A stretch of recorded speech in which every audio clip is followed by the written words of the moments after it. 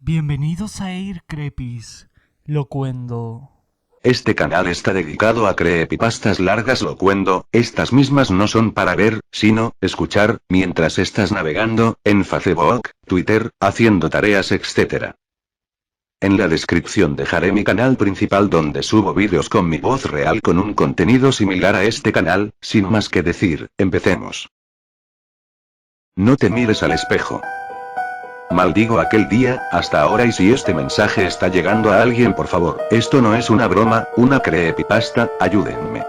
Les contaré un poco más pero, cuidado, si eres curioso, no lo intentes, a menos que quieras quedar como yo. Tenía 14 años, aficionado por la lectura, mitología, leyendas de terror, creepypastas y mis tardes las pasaba mayoritariamente solo, mi madre y mi padre trabajaban y sin mucho que hacer, excepto algunos deberes, leía y también solía jugar un juego en línea, pero el juego ya me estaba aburriendo, me metí a un foro que era de leyendas y había probado unas tantas, pero nada me había sucedido, las estaba leyendo simplemente para pasar el rato, no recuerdo bien cómo llegué al foro, solo recuerdo que era algo de Mirrors.com, algo parecido a eso, encontré una leyenda que me llamó la atención, decía no te mires al espejo, curioso por aquello, decidí leerla. La leyenda era igual a todas, solo que, en casi todas las leyendas que solía leer en ese foro tenía que comprar velas, pronunciar palabras y cosas extrañas, solo había sido una pérdida de dinero haberlas intentado, esta era simple, un baño sin luz y un espejo, necesitabas uno grande, el cual tuviera una panorámica de tu baño y pudieras verlo todo. La leyenda era muy breve, solo decía que si quería experimentar el miedo por 5 años lo hiciera, si no quería, me saliera de la leyenda. Tenía curiosidad y fui a mi baño y saqué la ampolleta, cerré la puerta. La leyenda decía que lo único que debía hacer era, mirar mis cuencas de los ojos por unos minutos en aquel espejo, decidí hacerlo y nada extraño en los primeros segundos, todo seguía igual.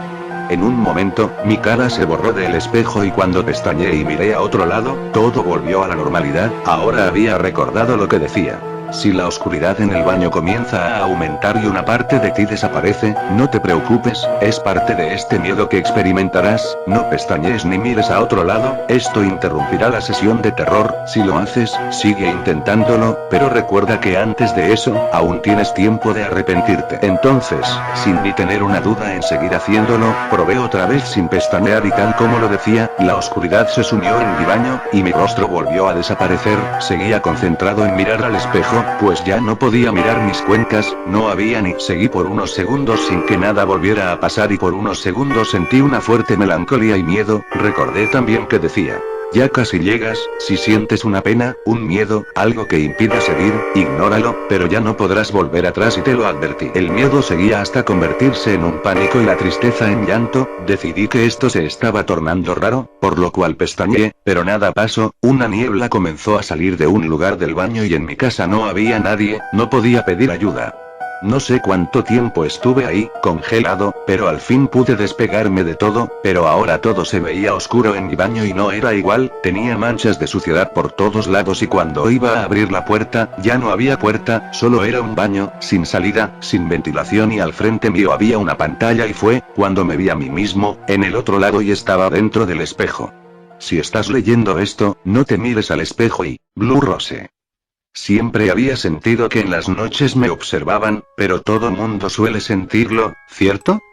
Pero la noche del 15 de junio del 2003 fue diferente, pero no lo sentía así en ese entonces, ni siquiera sentía que me estaban vigilando, tal vez porque estaba con Joshua, mi mejor amigo, estábamos de vuelta de un baile que tuvimos en la secundaria, obviamente yo usaba Converse porque odiaba los zapatos altos, pero aún así llevaba un vestido blanco y él, Joshua, se miraba tan atractivo. Realmente salimos temprano, era la 1 am, pero probablemente mi madre me asesinaría cuando llegara a casa, en especial porque no había llevado el móvil. Joshua iba a acompañarme a casa, pero de pronto se enfermó, así que le pedí que se quedara en la suya ya que estaba más cerca que la mía y lo cierto es que él no se negó. Vivíamos en un pueblo algo grande, pero mi casa justo se encontraba muy al fondo, por donde había más naturaleza que casas, pero no tenía de qué desconfiar. Aquí no hay grandes índices de violencia, homicidios, ni siquiera robos, y entonces deseaba escuchar música. Me sentía tristemente miserable. Joshua, mi mejor amigo, el chico que me había gustado toda la vida, había logrado conseguir novia, así que literalmente en la fiesta lo vi con ella, besándola, y sí que parecía feliz. Solo empecé a maldecir mi jodida vida, en especial porque probablemente mi madre no me dejaría volver a salir.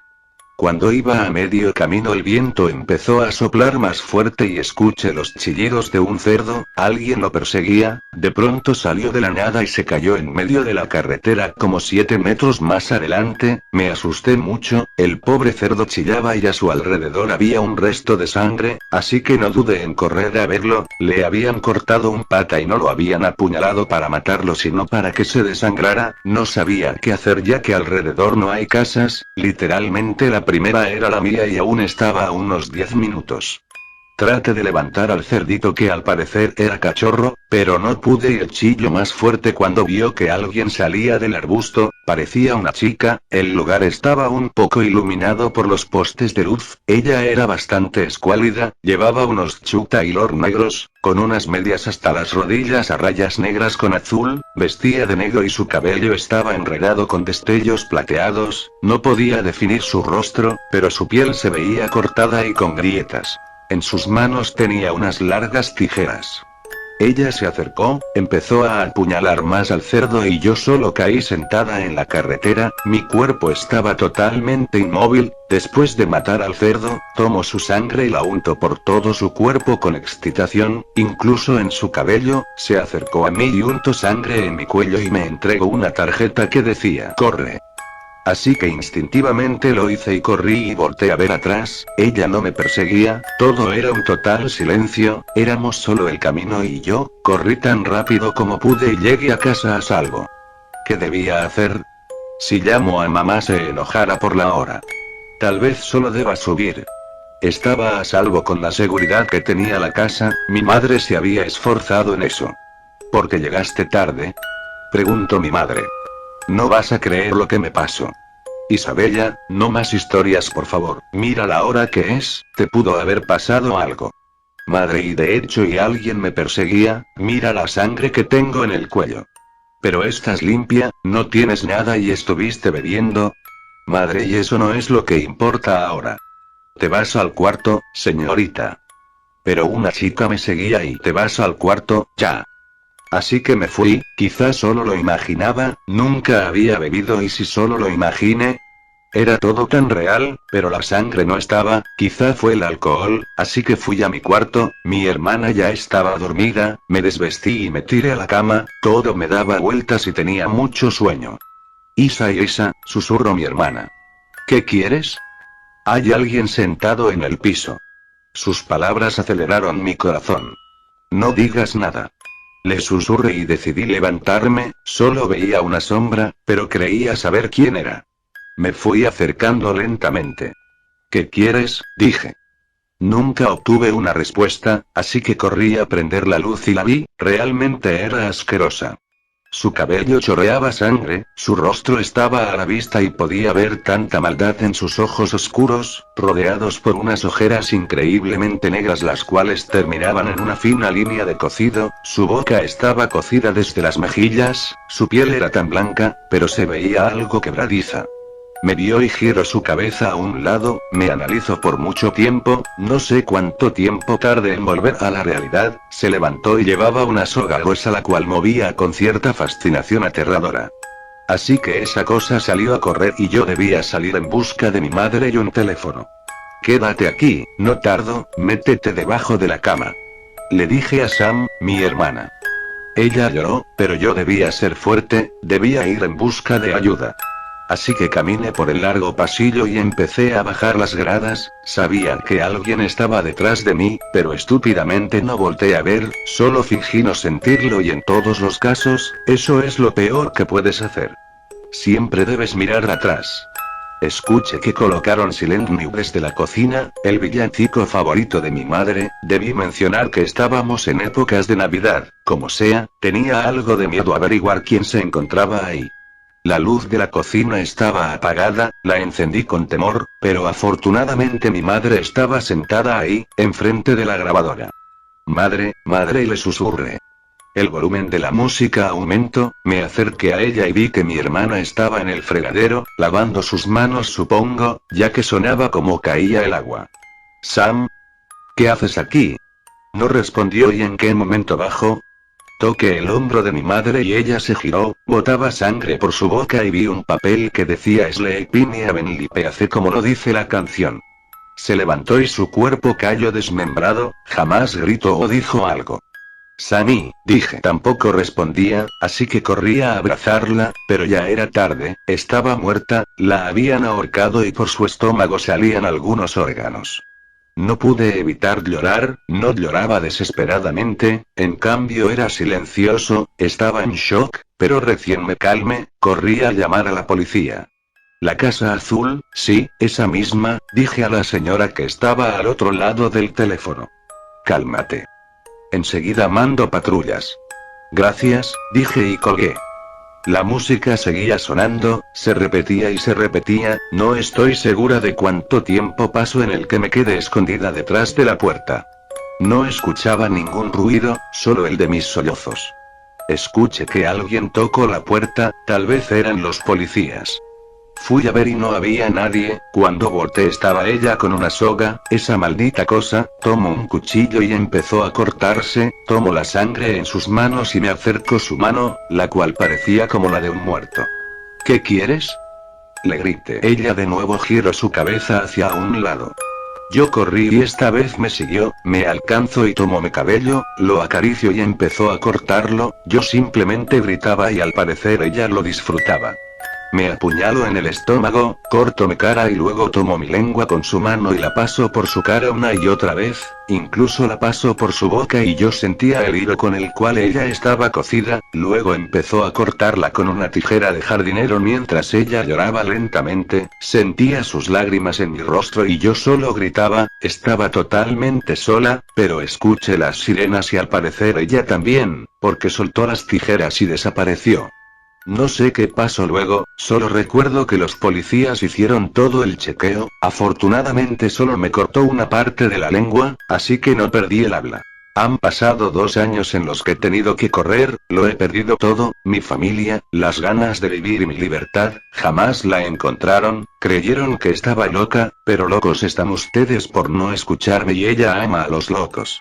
Aún guardo sus tarjetas, son lo que me mantiene en la realidad, sé que existe y debo dejar de escapar, debería luchar, enfrentarme, pero estoy sola, fría y cansada.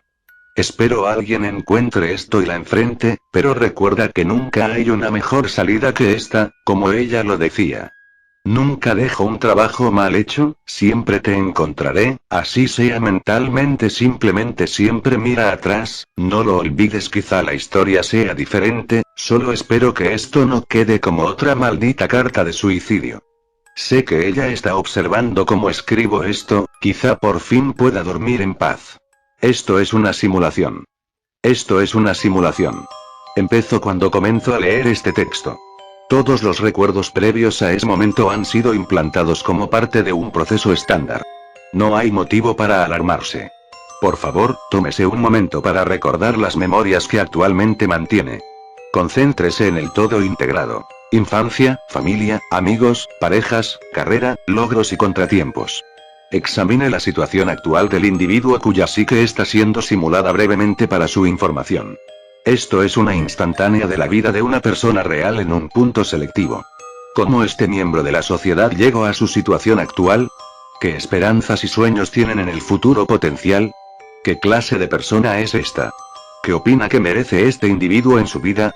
No hay tiempo límite para leer este texto. Puede tomarse un descanso en cualquier momento. Si desea, puede dejar de leer y experimentar otras facetas de la vida de esta persona. El simulacro solo terminará cuando lea la palabra final.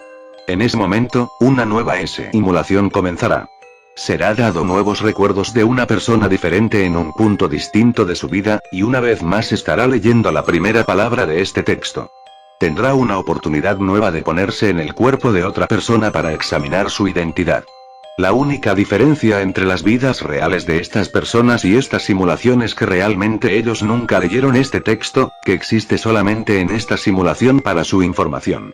Cuando la próxima simulación comience, no tendrá recuerdos de haber estado en esta persona o de haber leído este texto antes, justo como es incapaz de recordar la última simulación en este momento. Como en este caso, su próxima simulación solo será con las memorias del individuo simulado.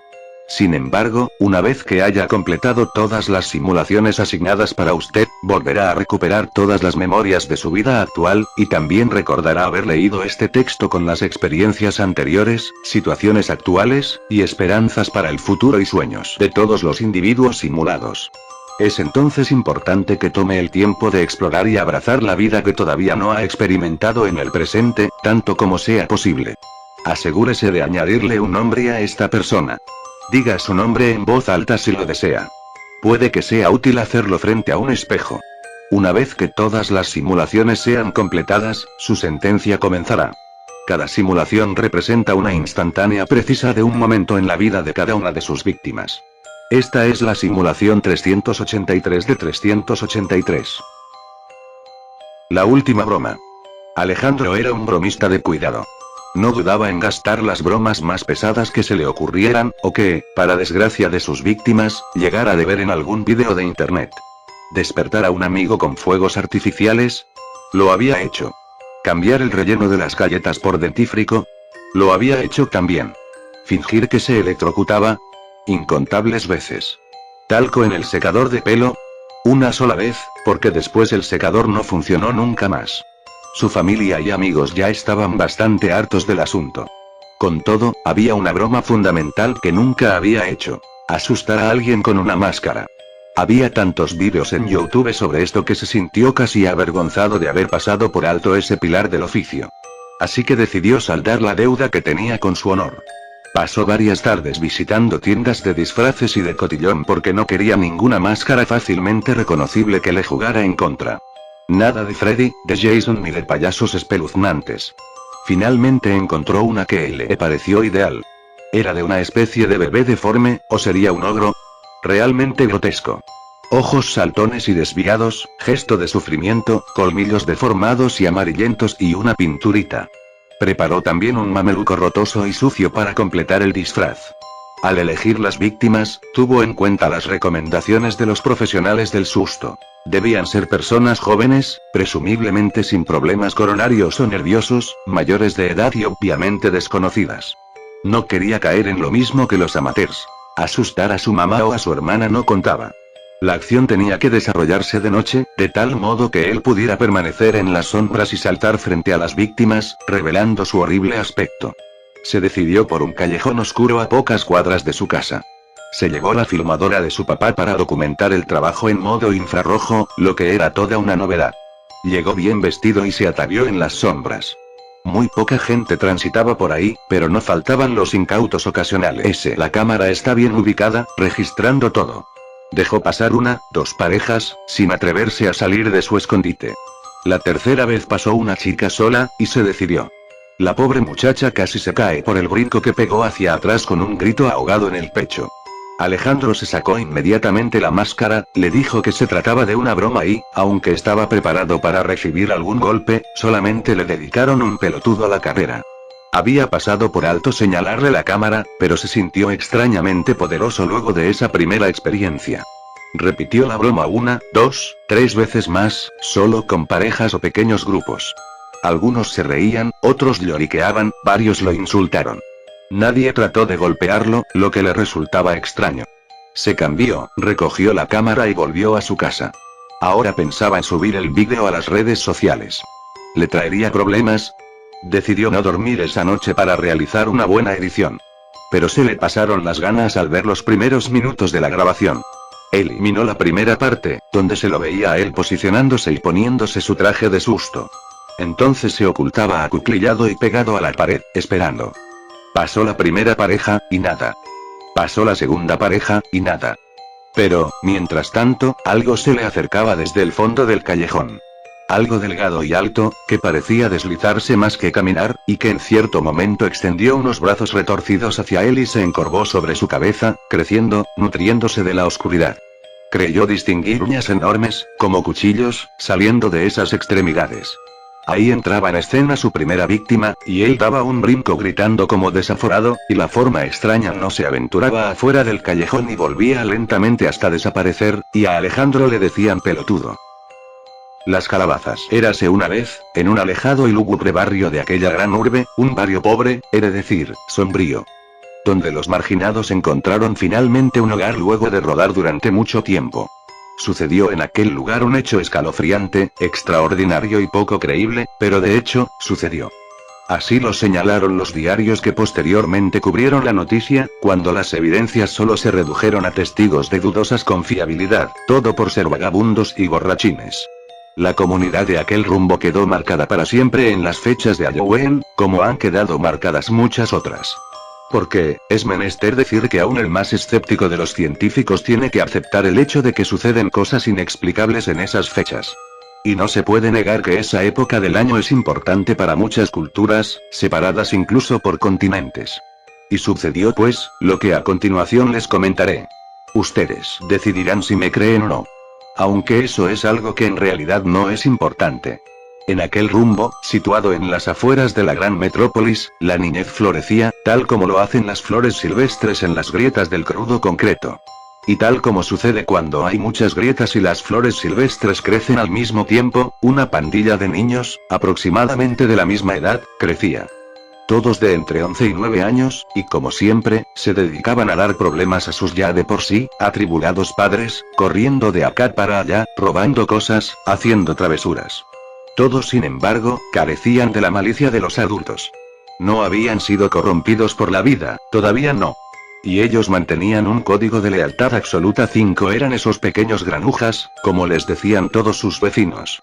Pablo, el más pequeño, Gary y Michael los de 10 años y Mario y Josh de 11 y como es usual en todas las asociaciones el líder es el que tiene más experiencia, en este caso, Josh, que era un mes más grande que Gary. En aquel paraje sombrío, miserable, lleno de casuchas de cartón, madera y láminas metálicas. Aquellos niños eran felices estando juntos. Viviendo una vida plena de compañerismo y de amistad. Pero la maldad es envidiosa y siempre quiere ver sufrir a aquellos que son felices. La maldad usa muchas de sus herramientas y la perversión es una de ellas. Sembrada en el corazón o la mente de los adultos es su arma más efectiva. Un perverso vecino nuevo, se fijó en los niños, que andaban por todos lados sin la supervisión adecuada de los adultos. Aprovechó eso y con artimañas se hizo su amigo. Los fines de aquel despreciable hombre eran los más comunes entre gente de su calaña. El abuso. Se las arregló para, uno por uno, hacerlos víctimas de sus malsanas intenciones. Aquellos niños murieron por las lesiones que sufrieron víctimas de aquel ser de podrido corazón y los enterró a todos en la lejanía. En un desolado terreno que servía de tiradero de basura. Toda la comunidad buscó a los niños, pero fue en vano.